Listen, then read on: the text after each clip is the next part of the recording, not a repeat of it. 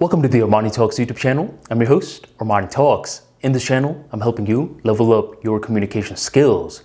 In this episode, we're going to be answering the question, why certain people stay in toxic relationships for so long.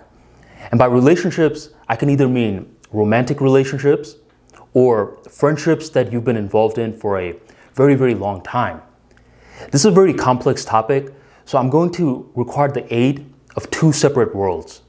The world of emotional intelligence, along with the world of social skills. By combining these two worlds, I'm going to be able to generate certain insights into understanding why certain people overstay toxic relationships. For me to do this though, I need to take a flashback down memory lane into 2010. In 2010, there was this extremely popular reality TV show known as the Jersey Shore. You ever watched it? Don't lie. It was extremely entertaining. Why was the show Jersey Shore extremely entertaining? It's because it was a reality show that was based on nothing. Don't we all like shows like that? A show about nothing? Isn't that why Seinfeld blew up? Because when you're watching a show about nothing, you don't have to think too much. You could just unwind. And with Jersey Shore, there were different characters who were just consistently partying, getting in some drama, resolving the drama, and partying again. It was almost like clockwork. Along with the show being about nothing, the characters were extremely entertaining as well. There were different characters. Mike the Situation, Pauly D, Snooki, JWoww, a few other characters, but they don't concern us today. The two characters who concern us are Sammy and Ronnie. Why is that, Armani? Why are we focusing on these two characters? Because these two characters soon became the symbol of toxic relationships. They get together, break apart. Get together, break apart. Jersey Shore went on for many different seasons, and consistently throughout the seasons, I knew the exact storyline that Sammy and Ronnie were going to go through. They were gonna get together and break apart. What made these two characters extremely compelling was that they were what we call ask-holes. What's that? An ask-hole is someone that consistently asks you for advice. They pretend like they're listening. They're like, yeah? You don't say. Yeah? All right. They pretend like they're going to implement your advice. And the next day, they're doing the exact opposite of your advice. Sammy and Ronnie were consistently getting advice from the other roommates as to why they should break up, why they're so toxic for one another, yet they weren't listening. As more seasons went on by, eventually the show ended. And as the show ended, Sammy and Ronnie actually did break up. Finally. Yet, so many years were wasted. So much trauma, so much sadness, so much years that they're never going to get back. Why did they behave like this? Why did they stay in this toxic relationship for so damn long? It's for many reasons, but the most crucial reason for all people that stay in toxic relationships too long, it comes down to one word: familiarity. Whenever someone else is extremely familiar with us, there's a part of us that loves them more. And I'll give you an example of this. Imagine two different individuals, Pablo and Jacob. Pablo, he's an extremely rude fellow. He's extremely sarcastic, has dry humor. You can't tell if he's trying to be funny or if he's trying to be mean. But Pablo, he consistently shows up. Anytime there's a social event, he's consistently showing up. Jacob, on the other hand, is extremely charismatic. Unlike Pablo, you could tell that he has this warm personality. He has a nice sense of humor. He knows how to listen. But unlike Pablo, Jacob is not consistently showing up. He shows up every now and then he goes ghost mode. Over time, let's survey the people in the social event and ask them who they love more. Not who they like more, but who they love more. And we'll say that this is an anonymous survey. Surprisingly, a lot of people are going to choose Pablo. The reason why is because he's more familiar. They feel like they know Pablo on a much deeper sense. And Jacob, although he's cool and all, he's very surface level. There's something about familiar people that allows us to put our guards down. This is how a lot of powerful brands are formed. They just keep showing up. They may not have the best product, they may not have the best quality, yet they're more familiar. And this is what we need to understand in regards to toxic relationships, with romance, or with friends.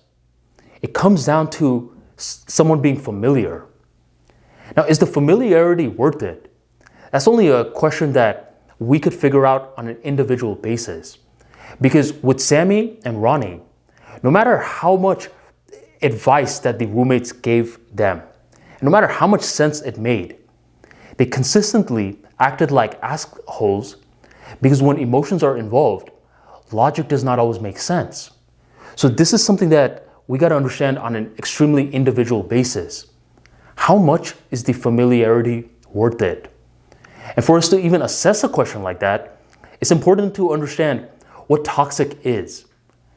Toxicity is something that is very difficult to break down through intellect alone. Yes, intellectually we could say this person is toxic or this person is not toxic, but this is the wrong language for this situation. We want to understand it on a deeper level. What does toxic exactly mean? There's plenty of different types of toxic people out there, but they can be boiled down to two different individuals. One who pulls you down, and the other who prevents you from going up. This one is more common. Normally, when we're thinking about toxic people, we're thinking about extremely negative people, angry people, people that gossip a lot, that try to pull us down. Let's say the person that you're extremely familiar with is like this.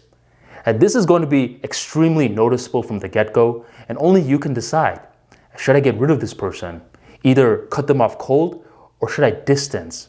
This sort of toxic people is extremely common. What's not common, and this one is extremely subtle, extremely secret almost, is the latter group, the group who prevents you from going up. Why is it more secret, Armani? It's more secret because only ambitious people will know this group. Because this sort of toxic people are not always negative. They're not always mean. They could actually love you a lot. They could be extremely positive. Yet, in this situation, you're the ambitious individual. You're trying to go up, yet this group is remaining the same. And it registers as toxic. An example, let's say you, with your college buddies, you guys used to party all the time. I did the keg stands. I played all the beer pong. You guys did that in college. But once college was done, in your life, you wanted to build something more meaningful. Let's say start a business, read some more books, learn how to delve into this business more. But the same college buddies, the ones who love you, want the best for you, want to keep doing more keg stands. Rather than playing beer pong now, they want to play darts at the club. Are these people evolving? No. So as you're trying to level up, they're preventing you from leveling up to the next stage. So this is another kind of toxic people that are often not even noticed.